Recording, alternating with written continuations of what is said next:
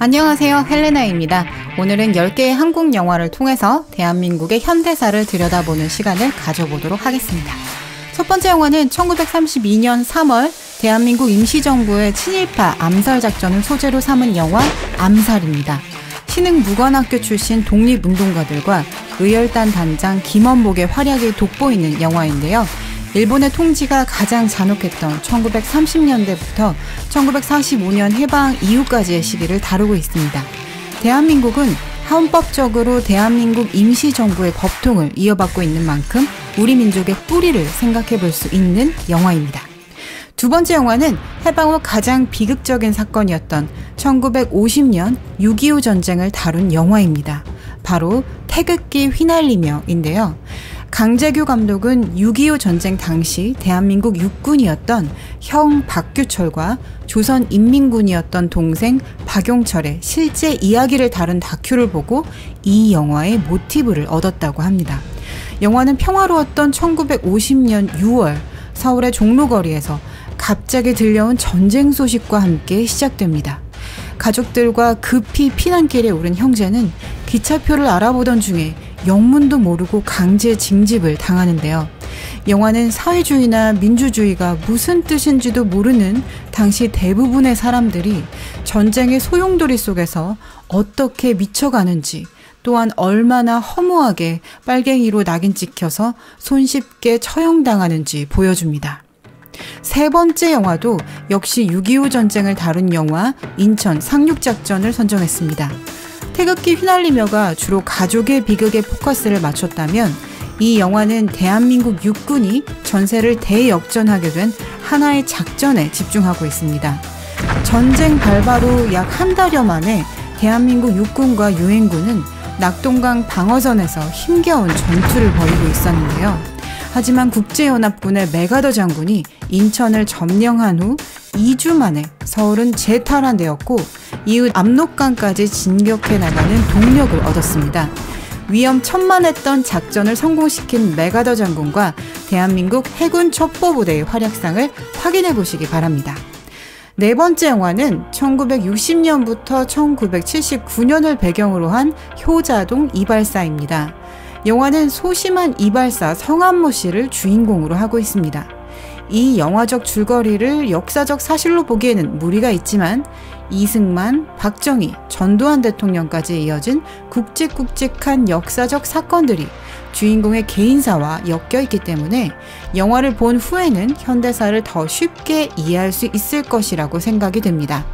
청와대 앞 효자동에서 바라본 3.15 부정선거와 4.19 혁명, 그리고 박정희의 5.16 군사정변 등 우리 동네 시점 역사의 현장을 확인해 보시기 바랍니다. 다섯 번째 영화는 1950년에 흥남부두에서 미군 화물선 메러디스 빅토리호를 타고 부산까지 피난을 왔던 한 가족에 대한 이야기입니다. 감이 오시나요? 바로 영화 국제시장입니다. 주인공 덕수는 가족들을 부양하기 위해 자신의 꿈을 포기하고 독일에 광부로 지원을 하고 베트남 전쟁에도 다녀오는 등 현대사의 한복판에서 늘 치열하게 살아왔습니다. 가난하다고 해서 배를 골마본 적은 없는 저 같은 세대에게는 말로만 듣던 그 힘든 시절이 무엇인지 처음으로 생생하게 느낄 수 있던 영화입니다. 아들이자 아버지였던 한 남자가 피와 땀으로 일궈낸 사랑의 열매가 가슴 먹먹하게 다가오는 영화 국제시장입니다. 다음 영화는 60년대 후반에서 70년대 초반 남한과 북한의 관계가 어떻게 변해갔는지, 그 과정에서 무엇이 구시대 유산으로 치부되었는지를 볼 수 있는 영화 실미도입니다. 1968년 1월 21일 북한에서 파견된 31명의 특수부대원은 청와대에 침투하여 박정희 대통령의 암살을 시도하려다 붙잡힙니다. 이 사건 때문에 남한에서도 684라는 특수부대를 창설하였는데요. 이들의 목표는 김일성 암살이었습니다. 부대원 31명 중에 7명이 훈련 도중에 사망했을 만큼 이들은 혹독한 훈련을 받았는데요. 1972년 남북한이 공동성명을 발표하면서 서로 간의 무장 도발을 자제하기로 타협했습니다. 그렇다면 이들 부대원의 운명은 어떻게 되었을까요? 실미도였습니다. 일곱 번째는 남산의 부장들이라는 영화입니다. 1970년대에는 남산이 중앙정보부를 칭하는 용어였다고 하는데요. 이 영화는 중앙정보부장 김재규가 박정희 대통령과 대통령 경호실장 차지철 등을 암살한 12.6 사건을 다루고 있습니다. 우민호 감독은 이 작품에서 김재규의 내적 갈등을 섬세하게 묘사하는 데 초점을 맞추면서 영화의 템포와 밀도를 조절하는데요. 그래서인지 매우 긴장감 넘치고 스타일리시한 연출을 보여주었습니다. 현재까지도 김재규에 대한 평가는 엇갈리고 있지만 어쨌든 그로 인해 약 16년 동안 이어졌던 그 유명한 박정희 독재는 끝이 났습니다. 평가는 각자에게 맡기기로 하죠. 다음 8번째 영화는 택시 운전사입니다. 택시 운전사는 1980년 5월에 광주에서 일어난 민주화 운동을 취재하기 위해 목숨을 걸고 함께했던 두 사람, 바로 사진기자 위르겐 힌츠페터와 택시기사 김사복을 모티브로 만들어졌습니다. 그래서인지 5.18 광주 민주화 항쟁을 제3자의 눈으로 보고 있는데요. 이 사건을 직접 체험하지 않은 대부분의 관객들을 이야기 속으로 끌어들이기에는 설득력 있는 구조라고 보여집니다. 이때의 취재 영상과 사진 덕분에 광주의 민주화 운동이 외신에 보도되었고 이것이 다시 한국 대학가에서 암암리에 상영되어 훗날 민주화 운동의 불씨를 당겼었죠. 그것은 바로 6번째 영화로 이어지는 1987년의 6월 항쟁이었습니다. 이 사건의 발단이 된 것은 서울대학교 언어학과에 재학 중이던 박종철 군의 고문 치사 사건이었습니다. 이 사건의 진실이 세상에 공개되기까지의 과정은 매우 위험했습니다만 결정적인 순간마다 폭력과 협박에 굴하지 않고 양심적이고 용감한 선택을 했던 사람들이 릴레이 경주를 하듯 바톤을 주고받았습니다. 이후에는 대학생, 직장인, 남자, 여자 할 것 없이 모두가 거리로 나와 한마음으로 호언 철폐, 독재 타도를 외쳤는데요.